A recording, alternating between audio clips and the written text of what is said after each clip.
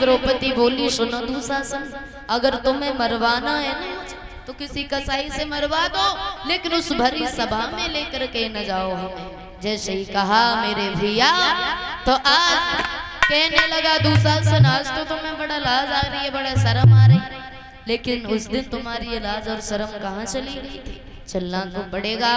कलाई पकड़ी दुशासन ने और जैसे ही लेकर के चला, रोने लगी द्रौपदी, आवाज लगाई है, अगर इन महलों में कोई हो तो हमें बचाओ, ये दुष्ट दुशासन हमें लेकर के जा रहा है।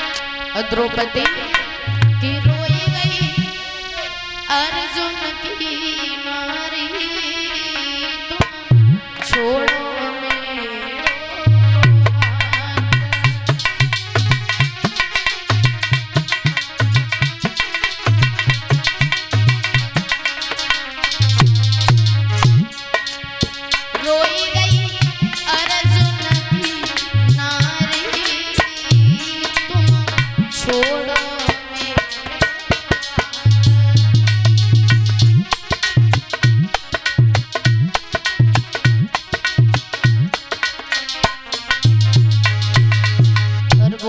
द्रौपदी, अरे छोड़ो मेरी हरि नरम कलई,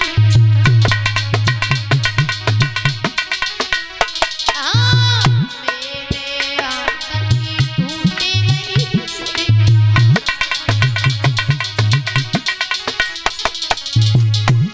अरे रोई रोई मेरी दुखी गई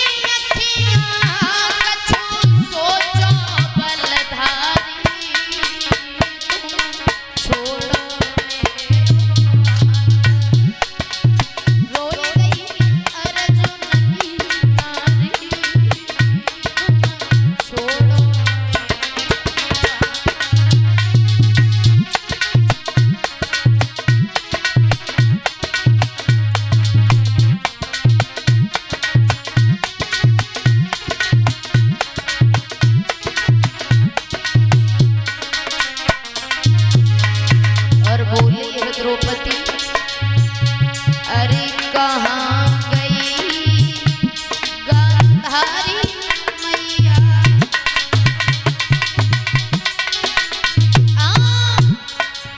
मोको तंग करे तेरो छैया,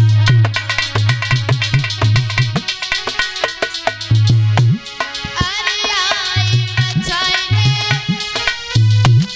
और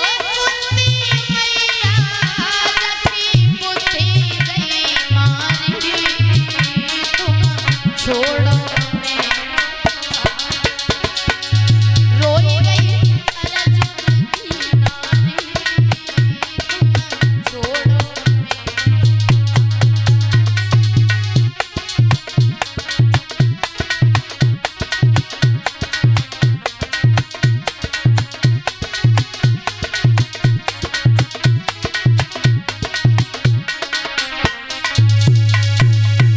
रोने लगी है द्रौपदी।